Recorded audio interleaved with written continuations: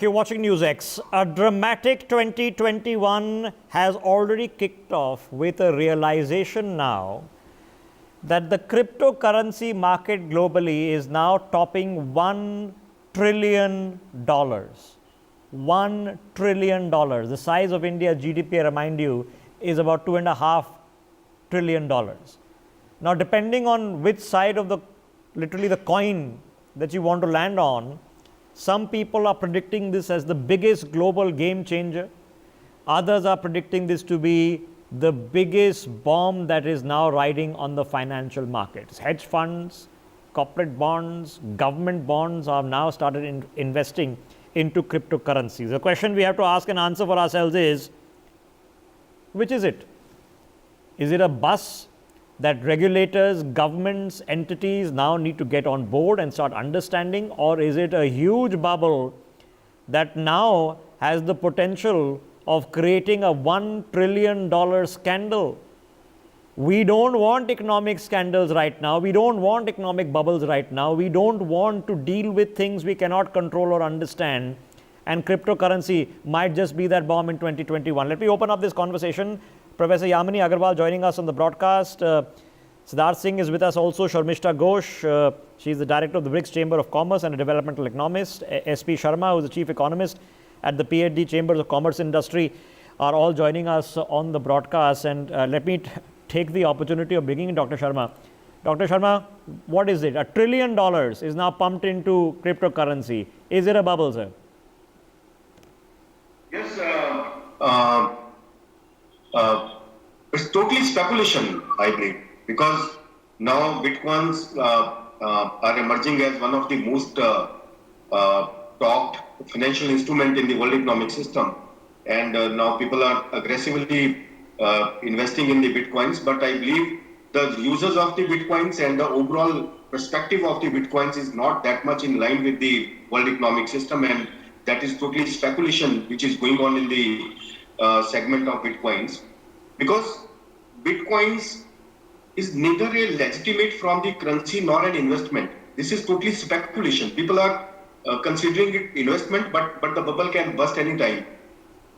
Until it gains widespread acceptance and price stability, it may never be a mainstream method of payment for the transaction. So, but are we seeing a trend, sir? Because are we seeing a widespread acceptance trend? This has been going on. This is not new now. This has been going on for almost 5 years. Bitcoin has been around for almost 10 years, but 5 years I would say has been popular and has been seeing the jumps it has. 400% increase, sir, year on year. 400% increase year on year. If this is not legitimate, how dangerous is a $1 trillion bubble, sir? Because if $1 trillion suddenly market collapses and people start losing tens of millions or hundreds of millions, will that create a financial crisis now? In my sense, this is a major risk to the investment people, those who are considering the investment in Bitcoin. This is a major risk because no asset can rise on this this number, that 200% increase in a month or 300% increase in a year. That is totally, I believe, that is not a real-time investment in this. As if the people are considering it an asset, then I believe they are in some wrong. Okay, so let me explain to people watching this broadcast. If you are even speculating in currencies, at least there is the GDP of a country backing that currency.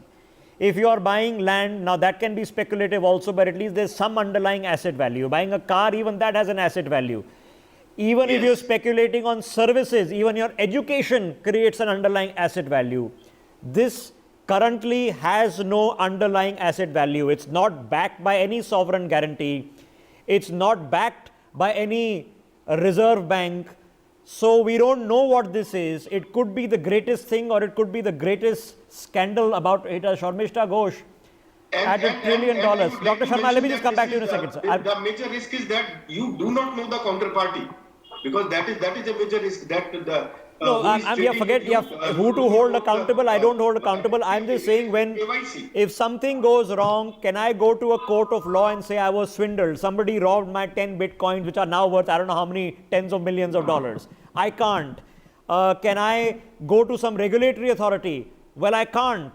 Can I go to a reserve bank and say, okay, can I convert my bitcoins into currency? Currently, you can't. Can I go to SEBI to complain? Can I go to RBI to complain? I can't. So what do I do? And doesn't mean Indians are not investing in Bitcoin. They are. There's always a route to put in money when big money is involved. Sharmishta Ghosh, this is not some side thing. $1 trillion, if it suddenly collapses overnight, is going to cause losses to real people. People who are going to lose money. And when they start losing money, can we afford $1 trillion bomb sitting in our financial markets? Vishal, one of the most interesting debates I have participated with you on your channel. So I will take just half a minute and take you through a little bit of history here. Today we have this discussion of how sovereign guarantees work, this, that, and the other. But we have to realize that when fiduciary started making, as an institution started happening in the world economy, large parts of the world were colonized by European countries, correct? So the institutions that they set up then, they were very different for themselves and for the countries they had colonized. So for a colony like India or for the African countries, the institutions were very, very extractive.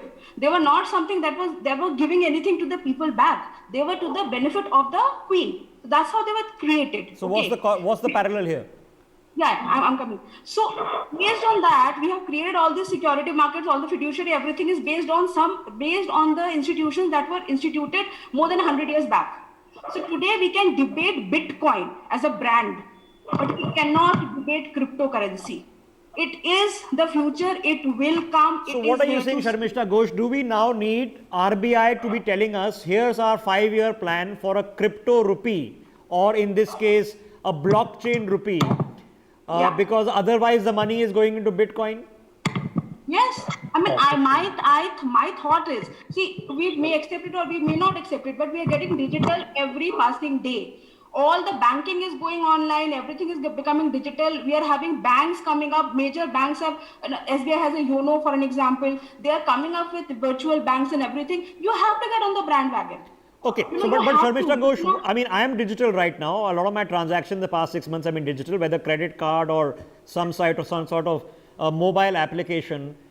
Why is then crypto superior? If I'm already doing digital transactions, I have not gone to an ATM in 1 year to withdraw cash. Crypto superior, that's why I brought up the whole history here. The reason that a dollar is more powerful or a pound is, let's talk about Japan. We all know that Japanese yen still have a very, very low denomination as compared to a dollar, for an example. But Japan is a very, very powerful economy. So the way these currencies were denominated had happened long back. So there was a need of somehow, I don't back Bitcoin as a brand because there are too many loopholes in there. Okay. But as a concept. Okay, so we forget the brand, we embrace the technology. Okay, let's talk about the technology. Now, the technology, the only difference between the current financial system and a blockchain system is that every transaction you do, if you spend 100 rupees online, that transaction is going through a centralized system. So if you have a Visa card, then Visa has an operational server. That server is connected to the bank servers, and the bank servers are connected to the international servers that operate out of Brussels and one out of America that handle so they are centralized transactions. In the end, a few servers around the world control all these transactions, no matter how big or small. The SWIFT servers is what I'm referring to for international transactions. Bitcoin is decentralized. That's the difference in essence of the technology. Why would I want to then embrace decentralization? Does it give me greater control or less control? Do we want greater control, less control? Let's ask Professor Agarwal. Yamini Agarwal, is the technology, if it's so obviously beneficial to us, and I don't know why it's beneficial, are there some human traits of this technology that we should all be embracing? Well, I think one needs to understand that when we talk about cryptocurrencies don't have any origin, or they don't have a specific place from where they're originating, specifically like a central bank. And automatically, they are not legitimatized by a central bank. Like when we get our own note, which is a currency, it says, I owe you this much sum of money. So you can actually go there and take that much amount of money, or it was supposed to be returned in gold, but the gold standard doesn't exist anymore. So there is no specific basis or a source from where since we are doing this public telecast, Yamini ji, I'm going to interrupt you just to explain to our viewers. So what Yamini Agarwal is telling you, that once upon a time, there were no central banks. They were coin issuers, but the coin issuers were done in the weight of silver and the weight of gold.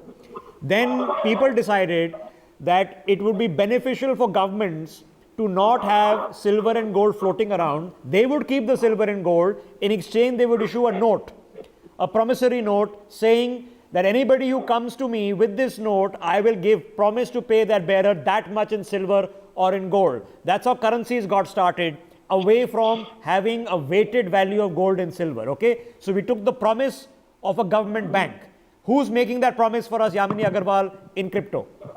There is no promise here, but there is a blockchain which is working, whereby the currencies are created through means of transactions where you do not know, or you are supposed to mine these particular bitcoins, and then you are supposed to transact with them. So the person doesn't know from which person will it come to another person. So there is no specific line of transaction. You only know where your bitcoin is. So what happens is the money which is not mostly legitimate, or where you don't want to source it from, but you want to invest, it actually goes into bitcoins. What needs to be recognized is when the COVID scenario was going on, or the scenario was so dim, people started investing into these avenues primarily to make returns, as the equity markets were not showing specific returns. Now they are showing returns because the economy is recovering back, but they were not showing very high returns. Similarly, gold and other transactions were already at a very high level, and the returns were lower. Highest so ever. People went into bitcoins. Now, what one needs to recognize is that cryptocurrencies do not have a backing, but they are still legitimatized in transactions by certain countries like Japan and others. Yeah, because So there's a peer transact backing. with these As particular long as everything has a value to what somebody is willing to pay for it. Okay, that's also economics. So let me get in Siddharth Singh into this. Siddharth Singh, I'm asking a very basic question because I know it's more complicated than we can discuss in half an hour. The basic question is, at $1 trillion now, I think of which 70% is just Bitcoin, and the rest of them are worth $300 million. So at $300 billion, at $1 trillion, at 4 times what they were this time last year, is this a systemic risk? Because now when moms and pops start investing in Bitcoin and sovereign bonds start investing in Bitcoin and suddenly goes belly up, is there a systemic risk? See, I wouldn't say that it is a systemic risk, because this is something which is not recognized. So whosoever is doing it at his or her own risk. But one thing is clear, that I think it's time for the financial world to come to terms with cryptocurrency and see what has to be done. We need to either we decide to regulate it, because I think the financial system itself is divided over it. Like for the case, if we take our own case, I think the Reserve Bank of India had banned it earlier. Then the Supreme Court of India overruled that ban sometime in March 2020. But again, I think as far as I know, the government of India is planning to bring a new legislation whereby we plan to ban cryptocurrency in the country. But again, at the same time, we also wish to promote blockchain technology. But I would also like to say here one thing, that see this whole thing about cryptocurrency, there are no underlying assets. And there is nobody knows who's investing, from where the money is came, what is the source of money. This is also an important aspect. Is this money which is made out of legitimate sources? Is it money which is being put in by drug cartels, or is it money? Okay, so Siddharth Singh, the obvious question is, in a system that is designed to be decentralized, so it cannot be controlled by one single entity, right? It by definition is designed to be like that. Can you ever answer the questions you're just asking? Because nobody will ever know, because that's the design of the system, is to make sure you do not know. No, so anything which we do not know, I think our present financial system probably, as far as we can think today, does not recognize anything like this. And so anything like this, if it is not recognized, you do not know the source of, the person who's putting in that money, who's getting it, from where are you, even how are we reaching these valuations? Are there any legitimate sources from where, how do we reach these kind of, the way it is going up, the valuations are going up. Okay. So I don't know. Okay, so we are now trapped between saying that this is an interesting technology. Now, quantum computing and quantum financial transactions, quantum cryptography has just been tested, I think, a few months ago in Switzerland. And that might be a leap, but that still follows the basis that there is one computer and a second computer and they're doing a transaction, but only the encryption of the transaction is safer, but it's not Bitcoin or crypto, which is completely blockchain driven, which is completely different. Okay, so let me get Dr. Sharma back into this. Dr. Sharma, now even the people will say, look, even the share market is speculative, right? But in the end, I'm buying a share which has some face value. Theoretically, there's a company I can go investigate. I can find out what their financials are. I can visit their company. I can speak to some directors theoretically. So I should be able to do some net asset value calculation of the company before I invest in it. How do I do net asset value calculation of Bitcoin? Yes, as per my knowledge, Bitcoins were initiated for the blockchain technology to reduce the transaction cost, and because if some trade is going on between some group, then to reduce the transaction cost and not to involve any bank. That was a huge, I believe, price cost margin was high while trading with the Bitcoins. But later on, this currency is used for the speculation. People are using it as a store of value, like gold. So they are speculating that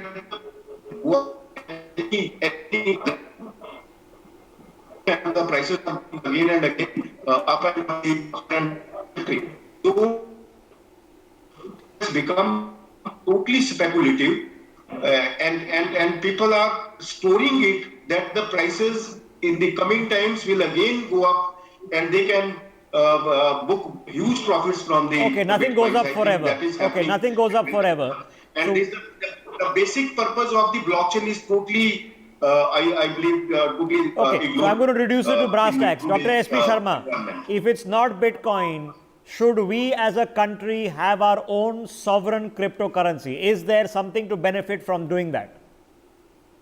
Dr. Sharma. Yes, we can have. Yeah, we can develop our cryptocurrency. We can develop our blockchain technologies, but not such kind of developments like people are speculating and considering it a store of value. Okay, currencies are tradable. The dollar to the dollar has its own properties. So I'm asking basic questions because the dollar and the rupee are tradable. They're tradable by you and me. We can choose to trade them, and then the central banks, if it goes out of hand, intervene to stabilize currency markets. This is an established system. Professor Yamini Agarwal, is there some value in us as a country examining a sovereign cryptocurrency for India? Well, I think many countries have used the concept of cryptocurrency. You have Venezuela and others whereby sanctions were put where the cryptocurrency has been used. Similarly, at Indian Institute of Finance, we proposed something called a digital currency, which the RBI about 1.5 years back had decided that it would look into the concept of digital currencies and cryptocurrencies for rupee itself. However, that probably the work is needed to be done, but the proposal of an M5 which includes a digital or a cryptocurrency is something that the RBI is looking into and is considering. Okay, so Professor Agarwal, how will this be different than what I am doing currently? So I can now load money onto a wallet digitally. Like I said, I have not gone to an ATM or to a bank in a year. So I have managed to survive with my family without doing a single cash transaction in a year. How will this be different? How will a digital currency be different than what I am currently using, which is also digital? Well, a digital currency would be very different from the cryptocurrency primarily because it would have a legal acceptance from the central bank itself. Also, when we talk about a cryptocurrency, since the transaction reaches from one digital wallet to another digital wallet, it could change from one person to another with the legitimacy of the central bank. That needs to be worked out as to how they would create their cryptocurrency like Venezuela and others. Okay, so if it's decentralized, Dr. Agarwal, before I get Sharmishta back in, if it's decentralized, okay, now let's say somebody steals my crypto, what do I do? Right now I can go to a bank, file a complaint that somebody copied my ATM card or I did a transaction which was, or somebody hacked into my account and emptied it. If somebody steals my crypto, what do I do? Dr. Agarwal. Yes, so if somebody steals your like the cyber law, there would be laws that would be needed to, trace the transactions as to how the hacking took place. Now, there have been circumstances even for the Bitcoins and the others where they have been hacked and a lot of Bitcoins have been stolen. However, their sourcing could not be found out for the hackers and the Bitcoins could not be traced.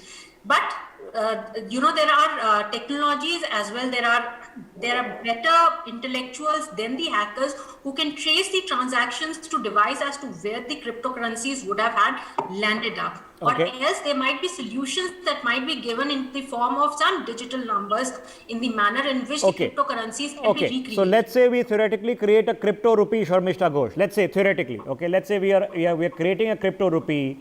Then I'm presuming that the crypto rupee will be inter-exchangeable with a normal rupee at a particular defined rate or a market defined rate. So now I have a crypto rupee. Now, why is this better for me than the normal Paytm and UPI that I'm currently doing? Okay, actually it's not, because we are here mixing up 2-3 concepts together. First and foremost, this debate is not about Bitcoins. Bitcoins is a brand, it has got huge shortcomings. I don't think it should be legalized either. The debate is about cryptocurrency and blockchain technology. While it has to be decentralized, the key is that we should have a lot of regulatory bodies across the globe, but with the same standard of regulation. It cannot be like RBI will form a rule and Japan will form a separate rule. Then the whole premise of why a blockchain or a cryptocurrency trade is better gets lost. Okay, so why is it better? Are there now studies out there, Sharmishta, that tell us that, look, the cost of transaction is much cheaper in crypto, therefore, as a global economy, we'll save X. That the reliability of the transaction is these many times better, so therefore it is. Are there studies that tell us this? Yes, we have a lot of studies. IMF has done studies, World Bank has done studies. We just don't have the systems in place right now. But actually, having said so, the cost of transaction and the currency valuation and devaluation, they don't really affect the crypto market that much. We have to also understand the forex, the ups and downs of forex. See, we are very scared of today that it's hit $1 trillion, whatever. Fiduciary, forex market, there are a lot of, like for an example, I represent the BRICS Chamber of Commerce. Now we're a block of 5 countries, right? A business block, a country business block only develops generally when they have a common currency, correct? Still, outside of Europe, there has not been one more successful united whatever currency, representative currency ever. Because it's so difficult to form them. The laws are so different. But there are also economics in play, no, Sharmishta? Because before I get Mr. Siddharth Singh back in, Sharmishta, the economics is that if I lose control of my currency, I lose control of the ability to set my interest rates. And region by region, depending on whether you want to have higher growth or manage inflation, your interest rates are a very important tool. So with crypto, how do I control this? This has to be regulated, but the regulation, we have to start leveling the playing field at some point in time. Our businesses are always dependent on forex. Our businesses are always dependent on dollar value, how it is fluctuating. It is really, the dependency is too high, especially for a developing nation or a smaller nation. We are never able to mitigate the difference. Okay. So somewhere. Okay. I'm short of time. Okay. So there is a logic at understanding the technology. There might be an economic logic in terms of transaction costs and reliability and efficiency that is worth examining. But then comes the bottom line question, Siddharth Singh, it's gone up 400% in a year. And this is a year in which stock markets are all at record highs. Gold is at a record high. Very rarely do you see stock markets and gold simultaneously at record highs. Generally, it's either one or the other. In this, if we are looking at a bubble, sir, and pretty much it is a bubble, when the bubble bursts, what is the potential damage we should be ready for? Who will be the sufferers? Siddharth Singh. Obviously, the people who have invested blindly, they are the ones who will suffer. And see, until unless you regulate these kind of instruments, I don't think it is advisable to invest in these things. And the moment you regulate them, I'm sure the kind of speculation, the kind of valuations you are seeing, they will obviously come down. And the most important thing that I would see is that until unless we know who's the person who's investing money, who is the source from where the money is coming, all these issues are very, very critical in today's financial world. As you said, how would it be different? That is true, because it would be, nothing would be different if you regulate everything, because then you would know who's investing, from where the money is coming, what is the source of money, have you paid tax on this money or not? Yeah, so because until any kind of okay, I'm out of time. So let me tell you something. The number one reason governments of the world want you to shift to digital, including ours, is so that transactions can be recorded and black money gets culled from the system, taxation levels go up because there are fairer. Right now the problem is some people hide the transactions they do by doing them in cash, and some people do them honestly and pay tax. So the reason you want to go digital is not just for convenience and for transaction costs. Yes, all those matter, okay? But the number one reason is record keeping, okay? Now, if Bitcoin by definition has been designed to thwart record keeping, that's a major thing we have to get past. But the consensus in the panel seems to be, don't get seduced into the insanity of what is happening right now. This will burn you if you do, but there is a larger logic to the technology which needs people not to be dismissive, people like the RBI or people in governments all across the world, to examine clinically, scientifically the pros and cons and see whether a system, a global financial system, can benefit from this technology as much as we are trying to rope in quantum computing and quantum trades and quantum crypto into all of this. Thank you all. For more such videos, subscribe to the NewsX YouTube channel, hit the bell icon.